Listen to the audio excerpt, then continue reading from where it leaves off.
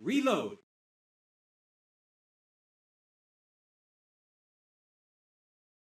Hey guys, now I know you're expecting Brian to be here to start off the next season of game reviews, but unfortunately he hasn't come back to the house since he drove away in the last episode.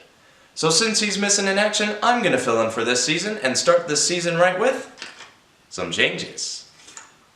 So first off, since Brian is not the host, we'll change it to me. I'm Jacob, by the way, if you couldn't tell. Next, we're going to change the color from blue to red. It's my favorite color, and it's the color of the channel, for crying out loud. Game reviews, as the title, is too generic, so I'm going to change the game to software, because that's what they are, and reviews to critique. Why not? So guys, welcome to the next season of Jacob's Soft Critique.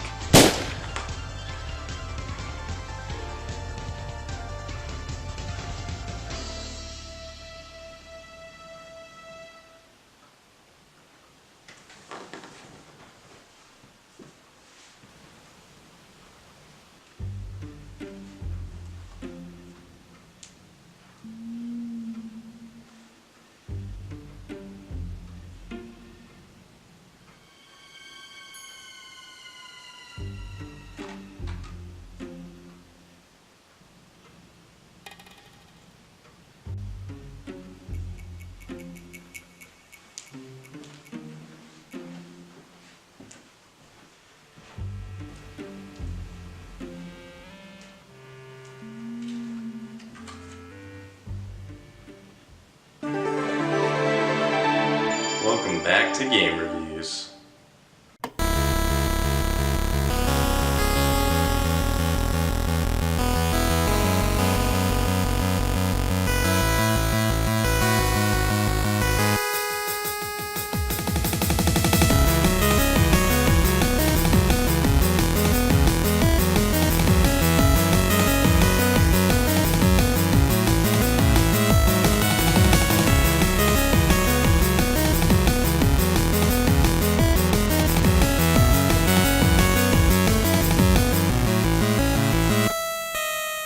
Virtua Cop for the Sega Saturn.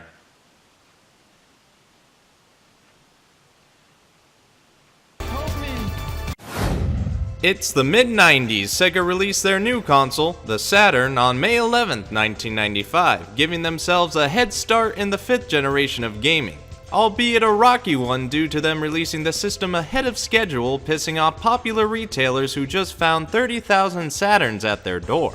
Despite the unexpected release, the Saturn was able to deliver some decent launch titles, all coming from Sega, as third-party developers were also caught up in the surprise. But in later months, and with a new competitor already making out like a bandit, more games started to come out for the system, including this one, Virtua Cop. This game was released in 1995 and received generally positive reviews from critics. Now some of you may be thinking, what does this game have to deal with what I just explained a bit ago? And to tell you the truth, nothing really. I just want to talk about this game. Starting off Season 2 of Game Reviews with topics that don't deal with one another. Rollicking. In any case, I remember seeing this game at a water park when I was younger, and I could barely play it then, so I'm gonna rectify that now. So let's take a better look at Virtua Cop.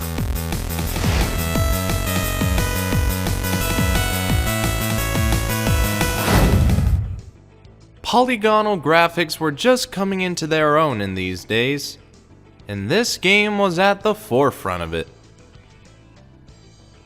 Designed by these fine people whose names I don't want to botch, you control a police officer and have to shoot the many criminals throughout the stages in order to advance. This version can be played with either the regular controller or the stunner light gun, and even though I prefer playing with the light gun, I went with the controller so I can have a better means of recording gameplay.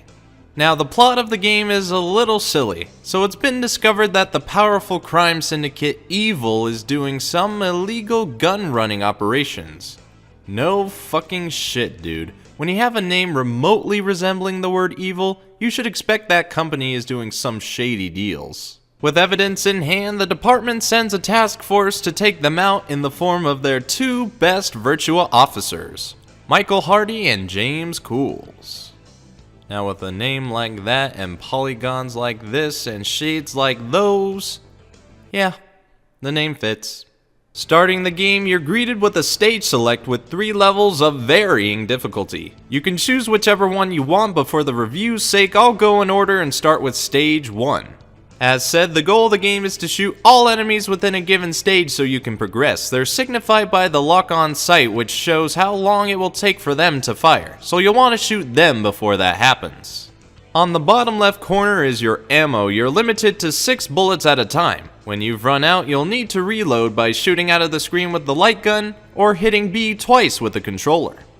The key to getting more points is to try and rack up those combos or going for harder shots like the justice shots, which is shooting the guns out of the criminal's hands, or bullseyes, where you just shoot the center of the target. Next to your ammo is your life markers, and if you get shot at all, you'll lose a marker. Lose all your markers, the game is over, unless you have a credit that you can continue off of. I got my supply of quarters right here. Oh, but this is the Saturn version. Oh shit. You can also lose a marker by accidentally shooting hostages. They won't be targeted by the sight, but their cries for help may get you trigger happy, so try to avoid them at all costs. Once you get through a certain section of a stage, you'll take a break from the scene, as the game likes to call them, and be shown your current score and hit-miss ratio. And as you can see, haha, I'm pretty good. There are 3 scenes in each stage, and at the end of every 3rd scene, a boss shall emerge. Wow, that laugh. This boss does indeed bring up a good challenge, and he even tries to pull a fakie, but he and his muscles go down with ease as others get away. Seriously though, I kinda feel bad for killing him with that laugh, and look, he seems like a nice guy.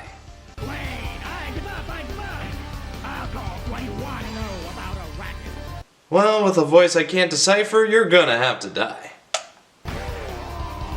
Alright, stage 2 is more of the same, except now in a construction-like landscape.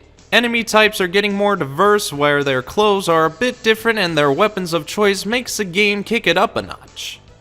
And by it, I mean the difficulty, because we are on medium now. One thing I forgot to mention is that on occasion additional weapons are dropped or hidden within a stage that you can use for extra firepower, but you must avoid getting shot if you want to keep it for a while. The level itself is fine, nothing very different compared to the last. Oh crap, this guy's coming at me with a Tonka! Oh, okay. That was cool. Alright now, whoa! Alright now, the next boss, King. Very creative with these names. More like King of the Kangaroo because he sounds like an Australian. Sure enough, you two. So you made it this far, huh? Trying to promote Sega World Sydney a year before opening in the worst way possible? In any case, King is a decent boss with more up his flamethrower, but I took him down and now we're on to stage 3. Now when they say this is expert, they aren't kidding, as they try to pull all the stops with plenty of enemies and hostages. More in the female persuasion, all trying to take you down, inadvertently or otherwise, so it's a good idea to keep a sharp eye on who you shoot and pick up any additional weapons you can find. As well as extra life markers, you can find those too. Wonder how many people are going to comment that I forgot to say that before now. Getting through all the crooks means you're now going to face the boss. No, not that boss. This boss. Which isn't too hard at all, you just gotta shoot his robot up and you win this anticlimactic fight. Well, that's the game in its entirety, so we're gonna move on now. Psych! We're not through yet, as the chopper from the first level makes its return as the final boss, Fang. He's not too tough either, but serves as a better challenge than what came before. It's like Super Mario Land all over again, and that's a weird comparison in itself. In the end, Fang goes down in flames and Evil Inc. is served proper justice as Hardy and Cools get to go home after a job well done. And that's how you play.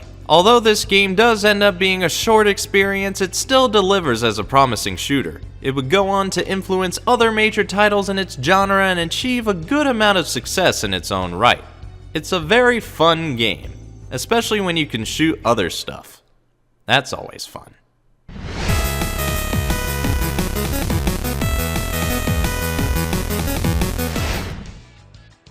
The music was composed by Tatsuya Kozaki, and I'd say it's pretty basic. I barely paid attention to the tracks anyway as I was focused on shooting thugs, which I guess translates that it didn't really hook me in too much. Not to say it's bad, I mean I like the opening tunage at the beginning cutscene, but as the rest is concerned, it's just simple where the game is much more than that. All I'm saying is that the pace of the music could have been worked on a bit here, although it still works as it is now.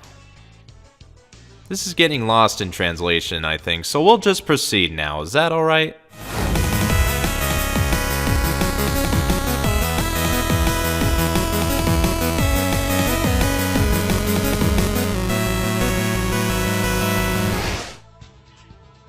For those who think the core gameplay might have been a little short, well, I'm here to tell you that there's still more to do to keep you coming back.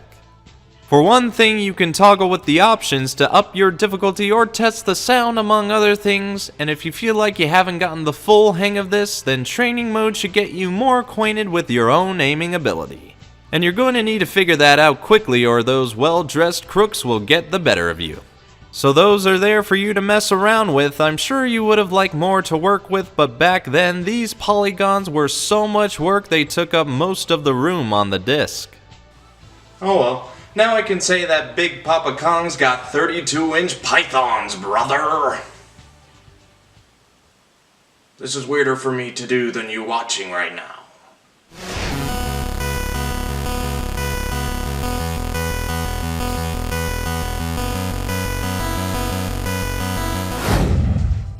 It isn't known how well this port of the game sold, but the game itself must have done some good as it got 2 sequels in the years to come.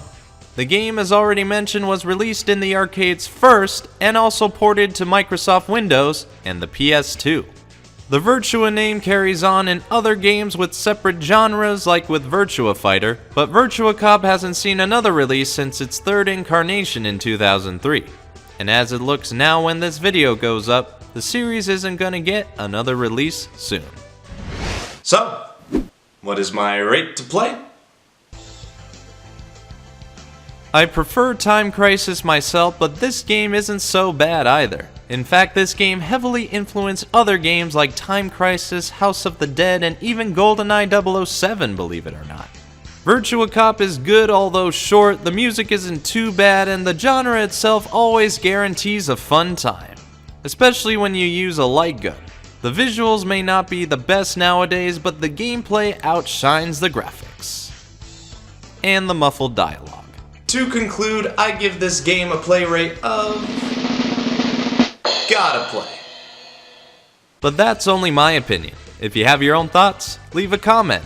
If you like what you see, leave a like. If you think others would enjoy this, share it around the web. And if you want to see more, subscribe. Anyway, this has been BrianTheBlue Game Reviews, Virtua Cop for the Saturn. Brian here saying thanks for watching my game review. You can find me elsewhere like on BrianTheBlue LPs where I play through video games when I can for the fun of it. I've done Luigi's Mansion, Portal 2, and recently the original Mega Man, and more. So you should subscribe so you can follow me on my many adventures. Plus, I run the Starfighters Arcade channel. I work at a retro arcade in real life, and there we cover the arcade games with regulars as well as providing tips. You can find out more about the arcade in our commercials, so check us out when you have the time.